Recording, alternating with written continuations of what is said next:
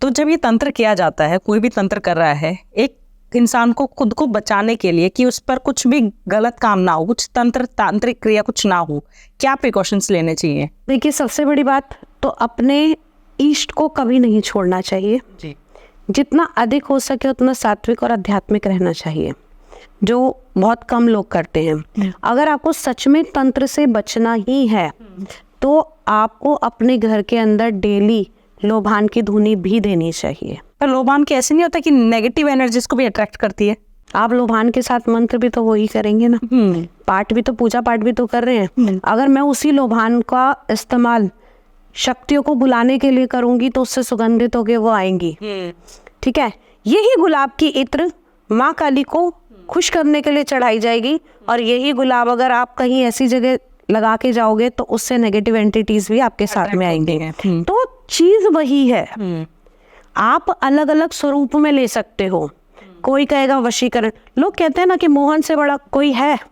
सबसे बड़ी अगर मोहिनी शक्ति किसी के पास है तो वो भगवान श्री कृष्ण है। 16 कला संपूर्ण माने जाते हैं, लेकिन क्या हम भगवान श्री कृष्ण की तरफ इतना जाते हैं? अगर आप चीज़ों को सही तरीके से समझेंगे और सही तरीके से करेंगे तो आपको कहीं किसी भी चीज़ में जाने की ज़रूरत नहीं है। लेकिन आजकल सिनेरियो ममता जी बहुत चेंज हो गया है। लोग तंत्र का बहुत ज़्यादा सहारा ले रहे हैं और इससे पीड़ित भी हो रहे हैं। तो अब जब अगर एक वायरस आया है तो उसका निवारण भी करना पड़ता है।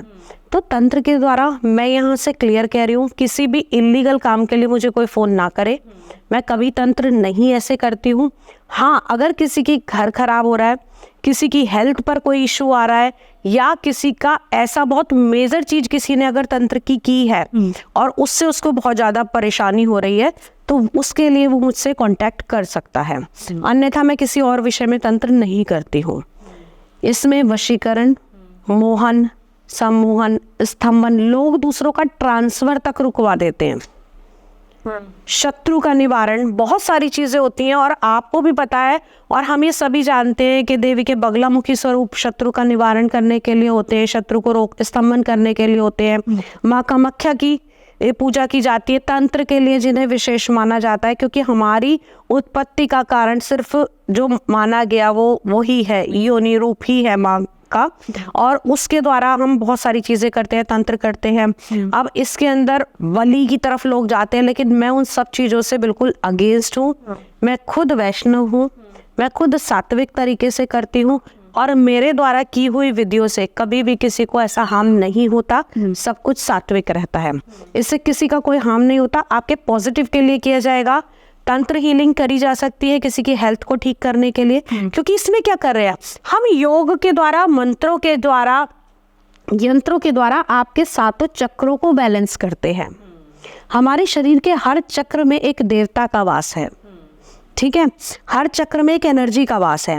यही अगर मैं बात करूं तो हमारा शरीर जो बना है वो पंचभूतों से मिलकर बना है। अगर एक भी एलिमेंट की कमी होती है तो कभी सफोकेशन होती है, अस्थमा की प्रॉब्लम हो गई, कभी यूरिनरी ब्लैडर डिस्टर्ब हो गया। तो ये सारी चीज़ें जो है वो इस हीलिंग के द्वारा ठीक की जा सकती हैं।